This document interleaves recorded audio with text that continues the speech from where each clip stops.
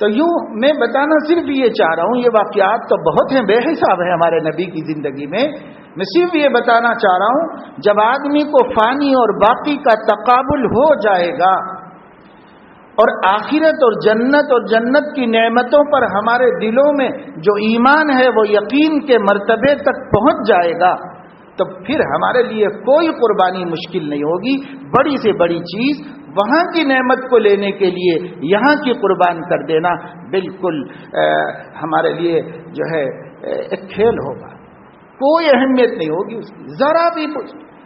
ایک عورت ذات ہے، وہ کہہ رہی ہے کہ بہت زبردست تجارت کی تم نے، آج اللہ سے سودا کر لیا.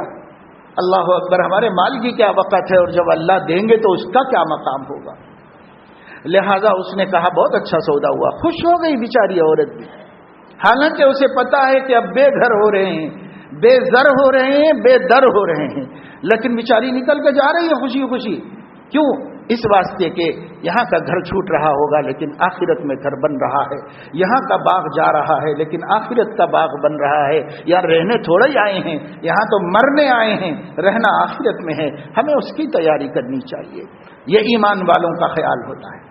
اور کافروں کا خیال یہ ہوتا ہے کہ وہ ایک ٹھٹی کوڑی بھی نکلنا اپنے ملکیت میں سے ان کے لیے ایک پہاڑ توڑنے کے برابر ہوتا ہے. آسان نہیں ہوتا ان کے لیے. کیوں؟ اس واسطے کہ ان کے لیے آگے کا کوئی تصور نہیں، ان کے پاس آگے کا کوئی تصور نہیں. اس لیے اللہ تعالیٰ نے فرمایا واللہ عندہ حسن المآب. لوگوں جو اللہ کے پاس ہے وہ بہترین ٹھکانہ ہے، وہ بہترین ٹھکانہ ہے. تو ابھی ہم یہ بات بتا رہے تھے آپ کو کہ سب سے پہلی چیز اللہ نے بتائی کہ لوگوں کے لیے حب الشہوات من النساء، پہلے عورت کی محبت اللہ نے دلوں میں ڈالی. اور قربان جائیے، فطرت کا صحیح بیان کرنے والے سیدنا محمد الرسول اللہ صلی اللہ علیہ وسلم نے ارشاد فرمایا حبب الی من دنیاکم ثلاث. تمہاری اس دنیا سے، دنیا کم فرمایا کیونکہ آپ کو کوئی خاص دلچسپی اس دنیا سے نہیں تھی، لیکن فرما رہے ہیں تمہاری اس دنیا سے مجھے 3 چیزیں محبوب مرغوب ہیں. اور اس میں بھی اللہ کے نبی صلی اللہ علیہ وسلم نے فرمایا الطیب والنساء وقرۃ عینی فی الصلاۃ. مجھے خوشبو بہت محبوب ہے، بہت نفیس چیز ہے. نبوت کا مزاج نفیس ہے، اس لیے دنیا کی نفیس چیز کا انتخاب کیا. خوشبو مجھے بہت پسند ہے اور عورت مجھے پسند ہے، اور میری آنکھوں کی ٹھنڈک نماز میں ہے. نماز تو ایک عبادت ہے، لیکن نمازی کو دیکھ کر، نماز کو دیکھ کر، نماز پڑھتا ہوا کسی کو دیکھ کر، نماز کی باتوں میں نبی کی آنکھیں ٹھنڈی ہوتی. اس منظر سے آنکھیں ٹھنڈی ہونا یہ دنیا میں، آخرت میں تو نماز نہیں ہے، وہاں عبادت نہیں ہے. اس دنیا میں میری آنکھیں ٹھنڈی ہوتی ہیں نماز سے. حضرت بلال سے کہا اذان، حضرت بلال سے کہا میرا دل، میرا کلیجہ ٹھنڈا کر دو بلال. تو بلال سمجھ گئے اذان دینا ہے، تو وہ جا کے اذان دی. نبی کا کلیجہ اذان سے ٹھنڈا ہوتا ہے اور نبی کی آنکھیں نماز سے ٹھنڈی ہوتی ہیں. اور ہماری اس فانی اور سڑے گلے والی لاشوں کی محبتوں میں زندگی اب برباد ہو رہی ہے، تباہ ہو رہی ہے. کیا سے کیا ہو گئے مسلمان، مسلم نوجوان، کن چیزوں کی رغبت نبی نے پیدا کی تھی، کن چیزوں میں پڑ گئے. حضور اکرم صلی اللہ تعالی علیہ وسلم نے یہ جو فرمایا تھا نا کہ اخرج الیہود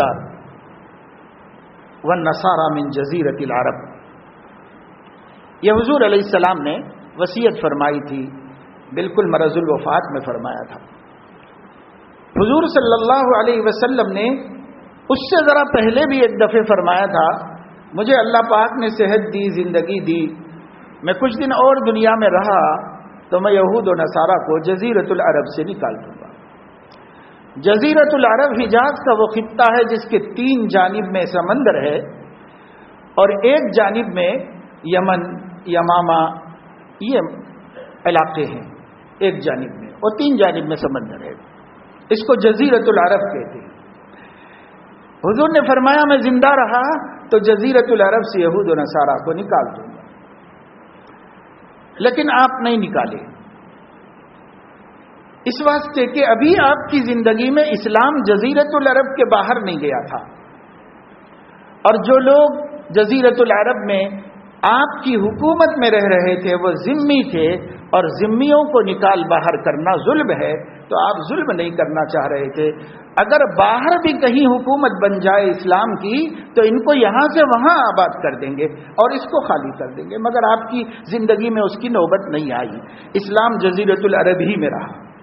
آپ نے وصیت فرمائی مرض الوفات میں، جب کسی نے کہا یا رسول اللہ کچھ وصیت کر دی، حضور نے فرمایا کہ اخرج الیہود والنصارى من جزیرۃ العرب، یہ حضرت ابو بکر کو وصیت تھی، لیکن حضرت ابو بکر کے دور میں بھی یہ نہیں ہو سکا۔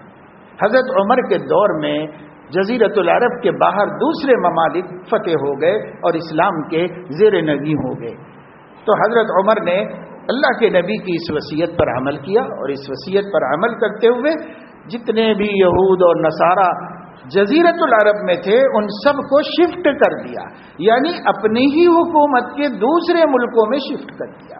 یہ نہیں کہ بے گھر کر دیا، بے در کر دیا، نہیں، ان کو دوسرے ملکوں میں شفٹ کر دیا، اور یہ کہا کہ یہ خطے کو خالی کرو۔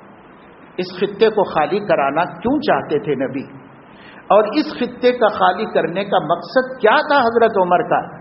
حضرت شاہ ولی اللہ محدث دہلوی رحمہ اللہ فرماتے ہیں اس کی کئی مصلحتیں تھیں۔ ایک مصلحت یہی تھی، اسلام اپنا ایک کلچر رکھتا ہے، اسلام اپنا ایک عقیدہ رکھتا ہے، اسلام اپنے ایک اخلاق اور تہذیب رکھتا ہے، اسلام کی اپنی خصوصیات، اپنی پہچان، اپنا امتیاز ہے۔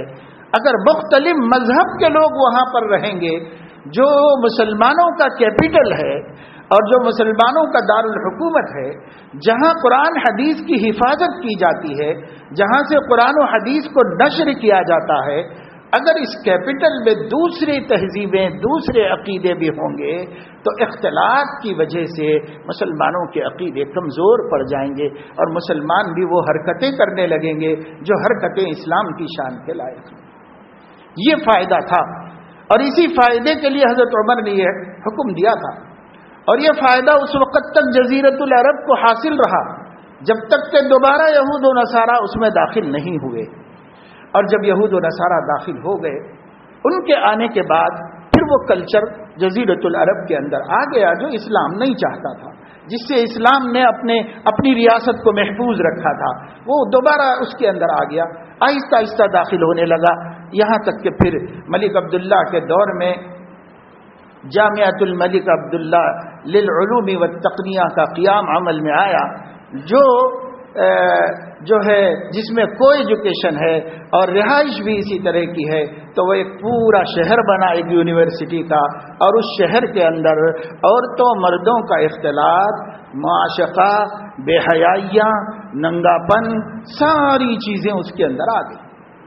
پھر اس کے اندر آنے کے بعد جو ذہن بنا کے اس میں سے پڑھ کے نوجوان نکلے، اور جو نوجوان عرب کے یورپ میں جا کر وہاں کی یونیورسٹیوں کے کلچر سے متاثر ہو کر وہاں سے واپس آئے، تو یہی وہ نوجوان ہیں جو آج جزیرۃ العرب پر اقتدار کر رہے ہیں بدقسمتی سے، اور پورے جزیرۃ العرب کے نظام کو تہس نہس کر کے رکھے۔ تو ایک منشا ہے نبی کا، ایک مقصد ہے نبی کا۔ ہم دوستو جس ملک میں رہتے ہیں، خاص طور سے ہمارے نوجوان غور کریں کہ ہم جس ملک میں رہتے ہیں اس میں 1 2 3 4 نہیں 20 تہذیبیں ہیں۔ ان 20 تہذیبوں کے درمیان میں رہنا، حالانکہ اہل کتاب کی تہذیب اتنی خراب بھی نہیں تھی اس زمانے میں، اس کو بھی مضر سمجھا گیا، تو آج کے زمانے کی تہذیبوں کے درمیان میں مسلمان جو جی رہے ہیں، تو انہیں اپنے ایمان کی، اپنے عقیدے کی، اپنے دین کی کتنی فکر کرنی ہوگی۔ معمولی فکر سے ہم بچ نہیں پائیں گے، باطل عقیدوں کے پیدا ہو جانے سے ہمارے اندر، معمولی فکروں سے اور چند نمازیں پڑھ کے اور 1-2 مسجدیں بنا کر محلوں میں تھوڑا بہت عید بقرعید کر کے ہم نہیں بچا سکیں گے اپنے عقیدے کو دوسروں کے عقیدوں کے داخل ہونے سے، ہم نہیں بچا سکیں گے اپنی تہذیب کو غیر تہذیب کے داخل ہونے سے، ہم نہیں بچا سکیں گے اپنی بہو بیٹیوں کو بے حیائی کے کاموں سے، ہم نہیں بچا سکیں گے ہمارے گھروں میں یورپ کے ننگے لباس کے آنے سے، ہم نہیں بچا سکیں گے اپنے گھروں کے اندر فلمیں اور گندی سے گندی اور ننگی سے ننگی موضوعات اور مناظر کو دیکھنے سے ہم نہیں بچا سکیں گے. تھوڑی فکر سے نہیں بچا سکیں گے, زیادہ فکر سے انشاءاللہ ضرور بچا سکیں گے, زیادہ فکر سے. چنانچہ اسی ہندوستان کی مختلف ریاستوں میں, مختلف جگہوں میں, ہر جگہ بلکہ آپ کو چند فیملیز ایسی ملیں گی جنہوں نے اس باہر کے ہر اثر سے اپنے گھر اور اپنی نسلوں کو محفوظ رکھا ہوا ہے, باہر کے ہر اثر سے محفوظ رکھا ہوا ہے. آپ ذرا ان کے قریب جائیں اور ان کو دیکھیں تو وہ معمولی فکروں سے انہوں نے نہیں کیا ہوا ہے, غیر معمولی فکروں نے, غیر معمولی تدبیروں نے اور غیر معمولی انتظامات نے ان کی عورتوں کو اور ان کے بچوں کو باہر کے ماحول سے محفوظ رکھا ہے, عقیدے کے اعتبار سے بھی, وضاقتہ کے اعتبار سے بھی, لباس کے اعتبار سے بھی, اور تہذیب کے اعتبار سے بھی, اور اخلاق کے اعتبار سے بھی, اور اعمال اور عبادت و بندگی کے اعتبار سے بھی, ہر اعتبار سے بچا کے رکھا ہے. یہ مثال ہے. جیسے آج ہم رات کو آسمان کی طرف دیکھیں گے تو وہاں ایک ستارہ, وہاں ایک ستارہ, وہاں ایک ستارہ چمکتا ہوا نظر آئے گا.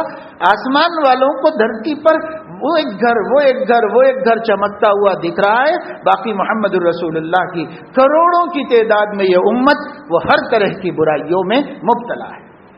آج میرے دوستو, ہماری سب سے بڑی ناکامی اور ہماری سب سے بڑی محرومی, شقاوت اور بدنصیبی یہ ہے کہ ہمیں یورپ کی ہر ادا پر قربان ہونے کی عادت پڑ گئی. اسی میں یہ ویلنٹائن ڈے ہے جو آج منایا جا رہا ہے, کہا جا رہا ہے کتنے مسلمان مرد اور کتنی مسلمان عورتیں الامان الحفیظ, کیا اللہ تعالیٰ کو دیکھ کر تکلیف ہوتی ہوگی اور کیا محمد الرسول اللہ پر خبریں پہنچنے کے بعد دکھ ہوتا ہوگا.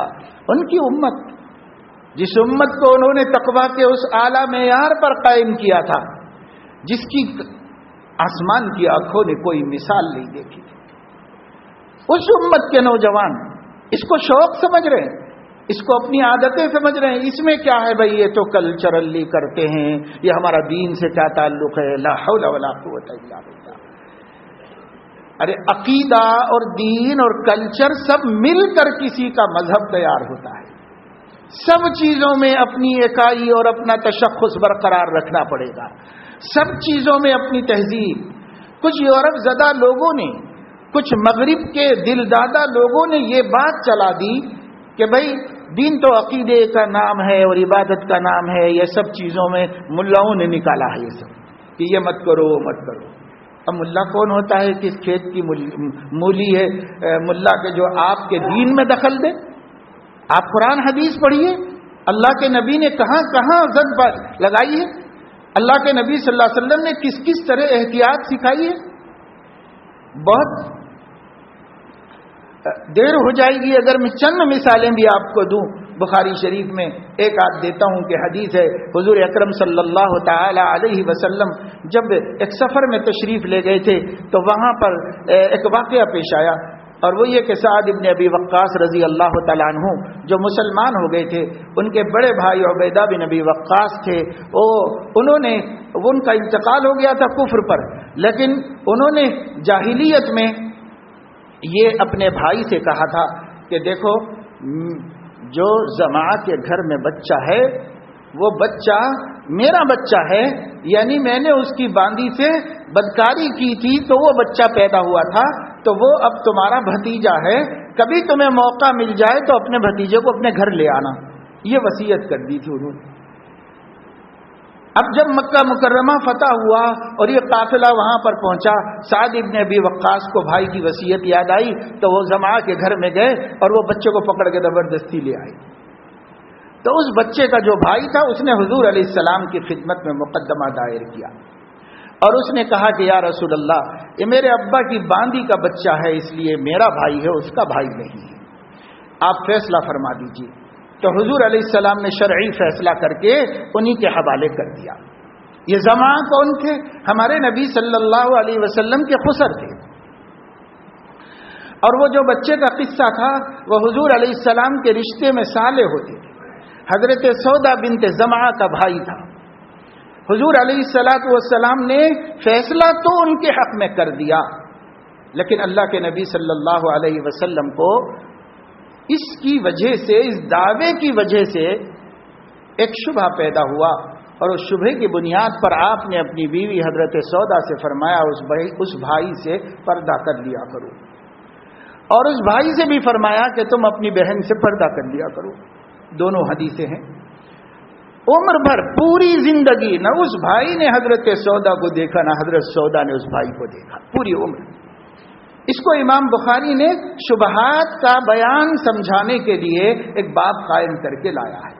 شبہ کو بھی چھوڑنے کی نبی نے، حالانکہ مسئلہ نہیں تھا، ثبوت نہیں تھا، اس لیے وہ ان کا بھائی ہی تھا، اس لیے بھائی ہونے کا فیصلہ تو حضور نے کر دیا، لیکن احتیاط پر عمل کرنے کا حکم دیا۔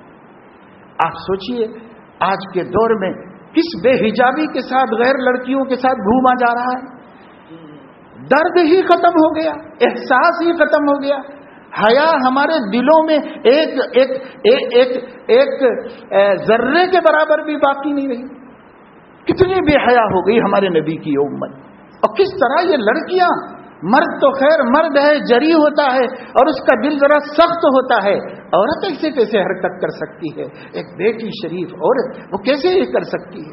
لیکن آج مسلمانوں کی بچیاں کہاں جا رہی ہیں، کیا کر رہی ہیں، کس کے ساتھ گھوم رہی ہے، پھر رہی ہے۔ انہوں نے بعض ماں باپ تو اتنے بھولے بھالے ہیں، نہیں میری بچی ایسا نہیں کر سکتی، یہی سمجھ رہی ہے ماں، کیونکہ وہ پرانے خیالات کی، پرانے ماحول کی ہے، سمجھتی ہی نہیں ہے کہ کیا ہو رہا ہے زمانے میں۔ لیکن جب بات میں سامنے آئی تو اس کی آنکھیں پھٹی رہ گئی کہ یہ سب کر رہی ہے میری بیٹی۔ ایک شریف گھر سے کیا ہو رہا ہے، کیسے اعمال، کیسی حرکتیں ہو رہی ہیں۔ اور یہ یوم عاشقان کے نام سے منایا جا رہا ہے۔ یورپ کی عقل اللہ نے مار دی ہے، وہ ہر برائی کو خوبی کا سرٹیفکیٹ دے دیتے، ہر گندگی کو وہ جو ہے خوبصورتی بتا دیتے ہیں، قانون بنا دیتے ہیں، ہر چیز کو جواز کہتے ہیں یہ انسانی آزادی ہے، یہ انسانوں کی آزادی ہے۔ تف ہے اور تھو ہے اس آزادی پر جو آدمی کو آدمی برقرار نہ رکھے، جو مرد اور عورت کے درمیان کے فرق کو ختم کر دے، جو عورت کی حیا کو لٹا دے، ایسی آزادی سے تو آزادی نہ ہونا بہتر ہے۔ ایک عارف باللہ اللہ والے نے بڑی اچھی بات کہی ہے،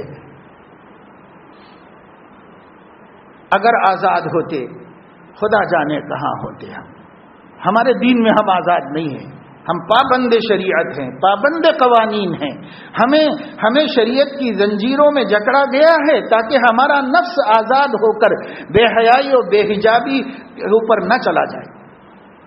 تو اگر آزاد ہوتے خدا جانے کہاں ہوتے ہم، مبارک عاشقوں کے واسطے دستور بن جانا۔ تو میں نے آپ کو شروع بیان میں بتایا کہ کسی عورت کی طرف مرد کو رجحان ہونا فطری امر ہے، کسی عورت کو مرد کی طرف رجحان ہونا فطری امر ہے، اور وہ اللہ نے بنایا ہے، اور اس لیے بنایا ہے کہ انسانی نسل باقی رہے ان دونوں کے ملاپ سے۔ لیکن اس محبت کو استعمال کرنے کے لیے قواعد قوانین بنا کر ہمارے نفس کو آزاد ہونے سے اللہ نے بچا دیا، اور فرمایا محبت تو کرو، طریقے سے کرو، جہاں ہم نے جواز دیا ہے وہاں کرو، اور جہاں ہم نے منع کر دیا ہے وہاں کوئی حق آپ کو نہیں پہنچتا، وہاں کوئی آپ کو اجازت نہیں ہے، کیونکہ اللہ کی ممانعت ہے۔ اللہ کے حدود پہ رک جاؤ، تلک حدود اللہ ومن یتعد حدود اللہ فقد ظلم نفسہ۔ لوگوں حد پہ رک جاؤ، اور جو اللہ کی حدوں کو پھلانتا ہے وہ اپنے آپ پر ظلم کرتا ہے، اپنے آپ پر ظلم کرتا ہے۔ اس لیے اپنے آپ پر ظلم نہیں کرو، ان بیہودہ حرکتوں سے مسلمان اپنے آپ کو دور کریں۔ ایسے وقت میں جب ملک میں آپ کی بہنیں، آپ کی مائیں اسلام اور مسلمانوں کے اوپر منڈلاتے خطرات کو دفع کرنے کے واسطے اپنی زندگی کے سکون کو غارت کر کے گھر سے بے گھر ہو کر مقابلہ کر رہی ہیں حکومت کا، اور حکومت کے غرور کو اور حکومت کے تکبر کو توڑنے کے لیے کمر کسی ہوئی ہیں، آپ ٹینک بینڈ پہ جا کے یوم عاشقہ منائیں گے تو تھوکنے کے قابل ہو جائیں گے اور ذلت اور رسوائی کے لائق ہو جائیں گے. یہ امت ہے نبی کی. کیا کر رہے ہیں ہم اور کیسی حرکتوں میں مبتلا ہے یہ امت نبی کی. نبی کو سوچو, نبی کی باغ بازی کو سوچو, نبی کی حیا کو سوچو. حدیث میں آیا ہے ہمارے نبی کنواری لڑکیوں سے زیادہ شرمیلے تھے. آج ہماری لڑکیاں وہ مردوں سے زیادہ بے حیا, مردوں سے زیادہ بے غیرت ہو رہی ہیں, بے حیا ہو رہی ہیں. سکھاؤ. پیسہ مل جانے کا یہ مطلب نہیں ہے, پڑھے لکھے ہونے کا یہ مطلب نہیں ہے, دولت مند ہونے کا, کاروبار اچھے چلے جانے کا, بھائی کے باپ کے جا کر باہر ملکوں میں پردیسی زندگی میں گزار کے پیسہ بھیجنے کا یہ مطلب نہیں ہے کہ آپ اللہ سے بھی باغی ہو جاؤ, نبی کے بھی خلاف ہو جاؤ, اور کوئی پرواہ نہیں ہے کہ وہ ہمارا دین بچتا ہے یا ہمارا دین جاتا ہے, مگر ہم وہ کریں گے جو دنیا کرتی ہے. اگر یہ بات ہے تو کیسا دین ہے, کیسا ایمان ہے. اللہ تعالیٰ اپنے فضل و کرم سے ہمیں توفیق عمل نصیب فرمائے, حیا نصیب فرمائے, ہر نوجوان کو اپنے سماج کو بھلا بنانے کی فکریں نصیب فرمائے, اپنے نبی کی سچی محبت نصیب فرمائے. اللہ رسول کی اتنا عشق ہم کو مل جائے کہ ہر جھوٹے اور ہر ناپاک عشق سے ہمارا دامن چھٹ جائے اور ہمیں اس سے نجات مل جائے. اللہ اپنی محبت اتنی عطا فرما دے اور اپنے حبیب کی اتنی محبت عطا فرما دے. آمین. وآخر دعوانا الحمدللہ.